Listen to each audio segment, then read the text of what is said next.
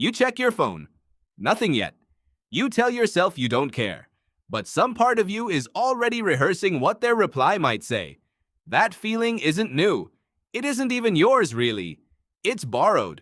From people who lived and died before anyone had a word for love. Here's the strange part. Falling in love was never about romance. Not at first. It was about staying alive. Go back far enough, and a human on their own didn't last long. No claws, no thick fur, no real speed to outrun anything. Just a soft body in a world that was constantly trying to eat it. So people did the one thing that actually worked. They stayed close to somebody. Not because it felt nice, although it did. Because it kept them breathing. A second person meant another set of eyes at night. Someone to keep you warm when the temperature dropped and the fire burned low. Someone to help carry a child who, frankly, couldn't do anything for years. And that's the detail people forget. Human babies are almost useless when they're born. A baby deer can stand within the hour. A human baby can't even hold its own head up. It takes years before a child can walk properly, let alone help gather food or fight off danger. Raising something that helpless takes two people, often more. So nature needed a way to keep two humans glued together long enough to get a kid through those first brutal years. It needed something stronger than logic, something that would override good sense. So it built a chemical leash, and it's still wrapped around you. The anthropologist Helen Fisher spent years studying exactly this, scanning the brains of people who were newly, madly in love. What she found keeps showing up the same way. Attraction lights up dopamine, the same chemical tied to craving, to wanting more of something you already have too much of. Attachment runs on oxytocin, the same hormone your body releases during a hug, during childbirth, during the quiet moment someone holds you and neither of you says anything. You weren't built to fall in love. Exactly. You were built to stay. Here's the part that tends to stop people mid-scroll. Scan someone's brain while they look at a photo of the person they love, and it lights up almost the same way a brain lights up on cocaine. Not similar. Almost identical. So that racing heart before you see them.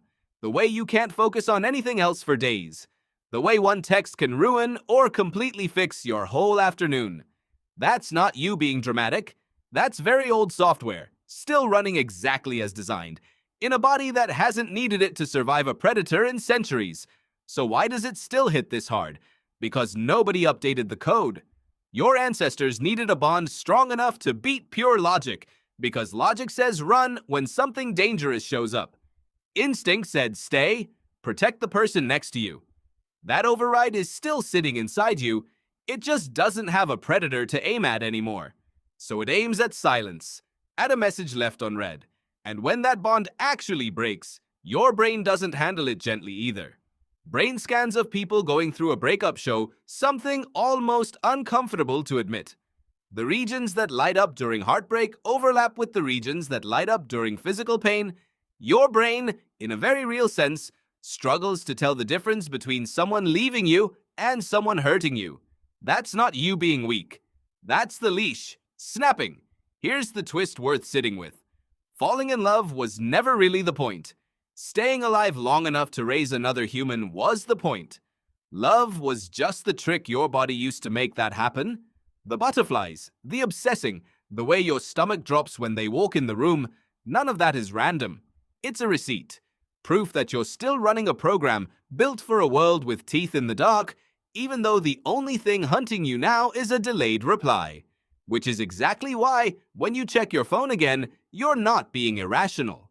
You're doing something humans have done for 200,000 years, watching for the one person who might keep you safe until morning.